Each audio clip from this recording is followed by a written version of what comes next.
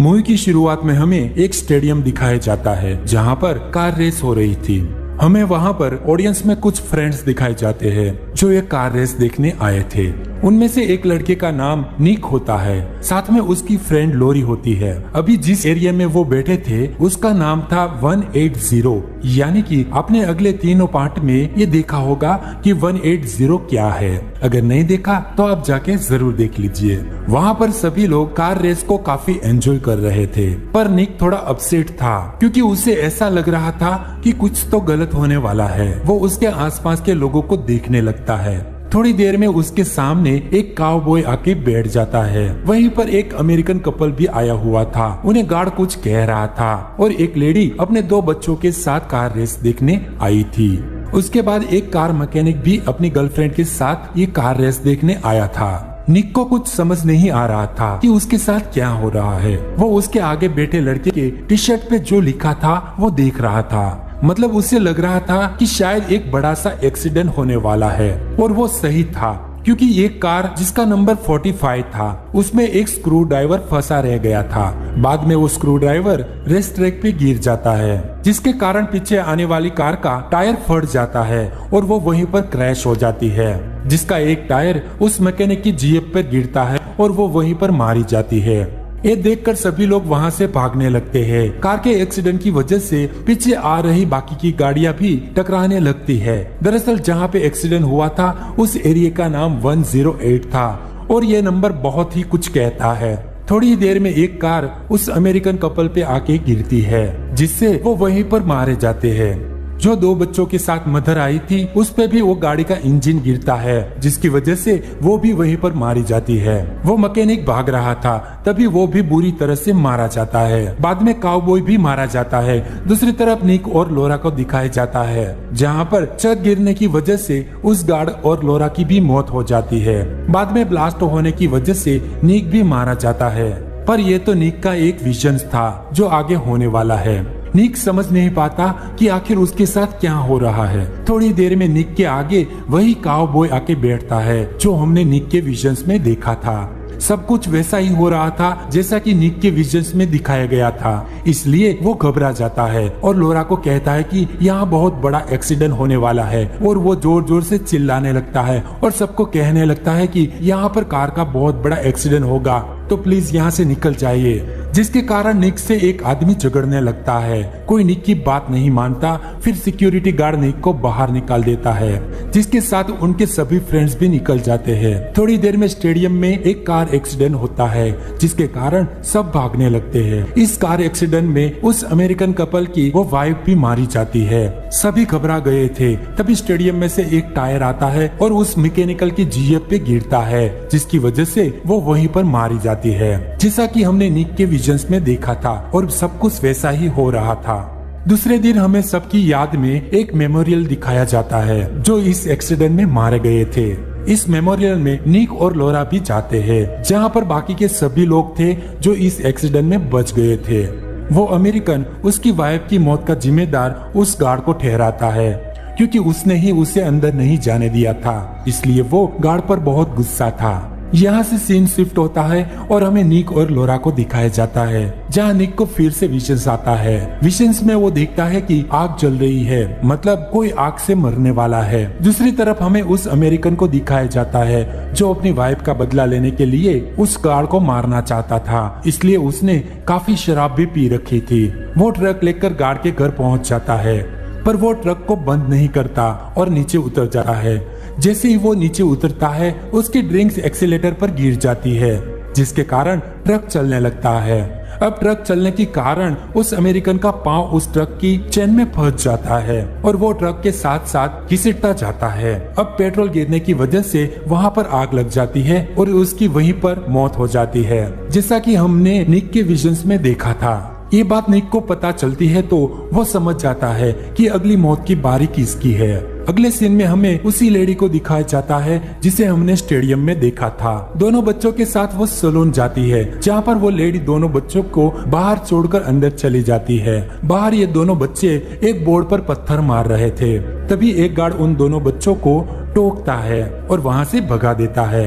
दूसरी तरफ वो लेडी सलून में बैठी होती है। तभी वहाँ पर बहुत सारे ऐसे एक्सीडेंट होते हैं जिससे वो मर सकती थी, पर वो बच जाती है। जब वो वापस अपने घर जा रही थी तभी एक कटर मशीन से पत्थर हिट होता है और सीधा उस लेडी की आंख में लग जाता है और वो लेडी वहीं पर मारी जाती है।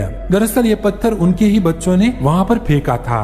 अब इस लेडी की मौत की खबर निक को पता चलती है कि मौत उसके आसपास ही है, क्योंकि न्यूज़पेपर में भी 180 लिखा हुआ था। अब वो सब 180 के बारे में रिसर्च करने लगते हैं, जिससे उसे पता चलता है कि 180 क्या है। थोड़ी देर बाद उसे मौत की एक इन्फॉर्मेशन मिलती है कि अगर वो मौत की चेन को रोक दे तो वो सब बच सकते हैं, पर रियल में ऐसा कुछ नहीं था। अब निक को एक और विजन्स आता है, पर वो इस बार भी समझ नहीं पाता कि अगली बारी किसकी है। ये जानने के लिए वो उसी स्टेडियम में जाता है जहाँ पर वो एक्सीडेंट हुआ था।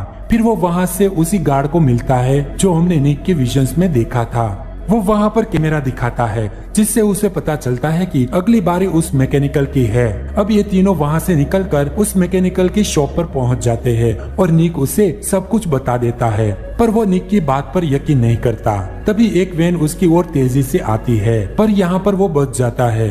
पर थोड़ी ही देर में एक सिलेंडर फटता है और वो सिलेंडर सीधा मैकेनिकल को लगता है और वो वहीं पर मारा जाता है। अगले दिन निक को फिर से विजन्स आता है। उसे पता चलता है कि उसके दोनों फ्रेंड्स की मौत होने वाली है और वो भी पानी से, पर कैसे वो निक नहीं समझ पाता। तभी उसके दिमाग में एक प्लान आता है। निक कहता है कि हंट के पास मैं जाता हूँ और जेनेट को बचाने के लिए तुम दोनों जाओ। फिर हमें जेनेट को दिखाया जाता है जो अपनी कार वॉश करने के लिए कार वॉशर पर गई थी और दूसरी तरफ हंट वाटर पार्क में था। जेनेट कार वॉश के लिए जाती है, तभी बीच में ही उसकी कार खराब हो जाती है। अब सारी डोर भी लॉक्ड हो जाती है, इसलिए वो बाहर नहीं आ सकती थी और किसी को कॉल भी नहीं कर पाती क्योंकि वहाँ पर सिग्नल नहीं आ रहा था। साथ ही उसकी कार का सनरूफ भी खराब हो चुका था। थोड़ी देर में सनरूफ खुल जाता है, पर उसके ऊपर लगा पाइप टूट जाता है और वो पानी सीधा कार के अंदर आ रहा था। दूसरी तरफ हंट को दिखाया जाता है जिसका लकी कॉइन स्विमिंग पूल में गिर जाता है और उसे लेने के लिए वो स्विमिंग पूल में कूद जाता है,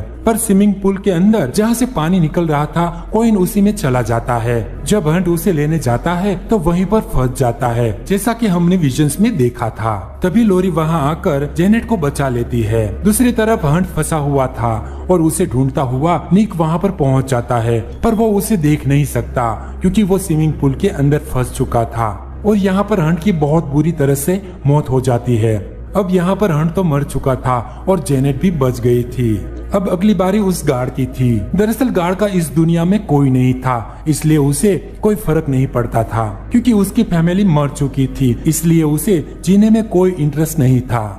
दूसरी तरफ लोरी और निक को एक ऐसा क्लू मिल जाता है जिससे वो सबको बचा सकते हैं। वो दोनों उसी गार्ड को बचाने के लिए उसके घर चले जाते हैं। जब वो वहाँ जाके देखते हैं तो वो गार्ड अपने आप को फांसी लगा रहा था और सुसाइड करने की कोशिश कर रहा था। लोरी और निक वहाँ पर पहुँच जाता है और उस गार्ड को बचा लेते हैं, पर वो गार्ड कहता है कि सुबह से मैं सुसाइड करने की कोशिश कर रहा हूँ, पर हर बार नाकाम ही रहता हूँ। लोरी को लगता है कि उसने जेनेट की जान बचाकर मौत की चैन को तोड़ दिया है। अब वो लोग सुकून से अपनी लाइफ गुजारेंगे। अब वो लोग डिसाइड करते हैं कि सेलिब्रेशन करने के लिए वो सब ट्रिप पर जाएंगे।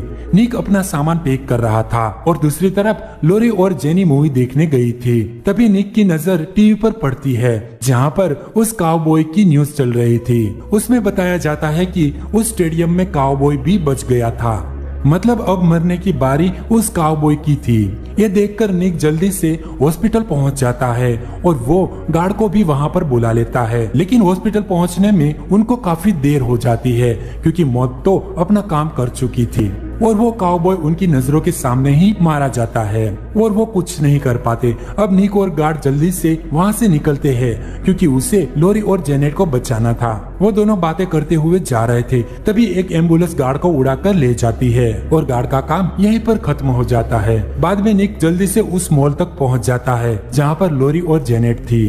तभी निक को विजन्स आता है कि कोई आग में जल रहा है, पर मौत ने अपना काम शुरू कर दिया था। सिनेमा घर की बगल वाली रूम में आग लग गई थी। तभी निक लोरी को ढूंढता हुआ वहाँ पर पहुँच जाता है और वो लोरी को बताता है कि मौत का ये खेल अभी नहीं रुका है, इसलिए जल्दी से हमारे साथ चलो और यहाँ से निकलो। लेकिन जेनेट उसके साथ नहीं चलती।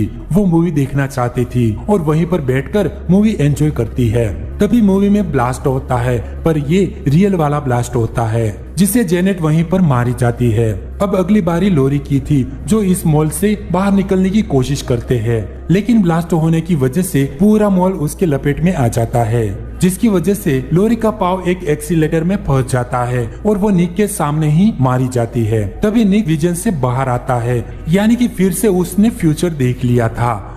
तभी हम देखते हैं कि निक उस गार्ड के साथ हॉस्पिटल से बाहर आ रहा था। जैसा कि हमने उसके विजन्स में देखा था, वैसा ही उसके साथ हो रहा था। अब गार्ड मारा जाता है और निक सिनेमा हॉल तक पहुंच जाता है, जहां पर जेनेट और लोरी थी। इस बार निक लोरी के पास नहीं जाता और सीधा वहीं पर जाता है जहां पर आग लगी थी। वो आग बुझाने की कोशिश करता है, जिसमें वो कामयाब भी होता है। यहाँ पर निक को लगता था कि मैंने लोरी की जान बचा ली है, अब वो नहीं मरेगी। ऐसे ही कुछ टाइम निकल जाता है और हमें एक बस दिखाई जाती है जिस पर लिखा था 180, यानी कि ये मौत का मंजर अभी नहीं रुका था।